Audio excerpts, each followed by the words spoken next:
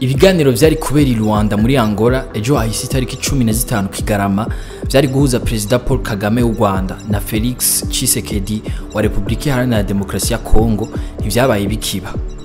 Ivyo biganiro vyari bigamije gusukamo mabisi gucuka kibi kiri hagati y'ivyo bihugu bibiri biturutse ku mutekano muke umaze igihe mu buseruko bwa Republika Iharanira Demokarasi ya Kongo. Vyatumwe nuko ngo igihugu ca Kongo chance kugirana ibiganiro n'umutwe wa M23 nkuko vyatangajwe na Olivier Nduhungirehe umushikiranganje w'imigenderanire y'Urwanda. Umuntu yoshobora kumbure kwemeza ko leta ya Kongo yanse kuganira na M23. Niyo nkuru nyamukuru tuzakurabira hamwe no munsi.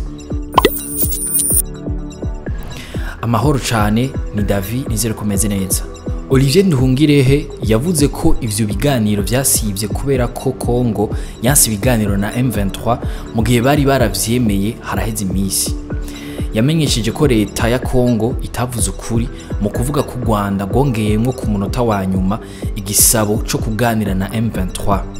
Yavuze ko ico gisabo kivugwa cyatanzwe imbere y'igihe kandi kitavuye ku Rwanda ngo ahubwo cavuye ku ruhande rw'umuhuza. Ikindi nuko kuva kwa 30 Munyonyo 2024 Angola nk'umuhuza muri iki kibazo yari yamenyesheje impande zose ko Kongo yemeye kuganira n'uwo mugwi. Hari ibintu bitatu Urwanda nago rushikiriza ko bikenewe kugira ngo ibi bibazo bikemuke mu buseruko bwa Kongo. Ubwa mbere ngo no gushaka kwa politike ku ruhande rwa Kongo. Ubwa kabiri no kurandura umugwi w'iterabwoba wa FDLR. Hamwe nuko Kongo ihagarika gukorana n'ingabo ziva mu mahanga n'imigwi yitwaje ibigwanisho. Ikindi twomenya no kwibiganiro vyo ku rwego rw'abakuru b'ibihugu byari biteguwe ku munsi w'ejo byari byatanguriwe n'ivyahuje intumwa z'ibihugu. Nazo nyene zari zahuriye Rwanda zigizwe n'abashikiranganje b'imigenderanire b'ivyo bihugu. Ico gihe bari bashizeho Urwandiko rw'amasezerano rwari kwigwa hanyuma abakuru b'ibihugu vyabo bakarutera ku mukono. Urwanda rwongeye kwibutsa Republika Iharanira Demokarasi ya Kongo ko ibiganiro bigamije guhagarika intambara mu buseruko bw'ico gihugu kugira ngo bitange umusaruro ari ngombwa ko bibamwo umugwi wa M23. Ikibazo nuko Kongo ivyiyamiriza yivuye inyuma. Angola nk'umuhuza muri ivyo biganiro yatangaje ko ivyo biganiro bitakibaye nyuma yuko President wa Republika Iharanira Demokarasi ya Kongo Felix Tshisekedi yari yamaze gushikayo. Haciye haba inama ihuza President Tshisekedi na President Joao Lourenço wa Angola.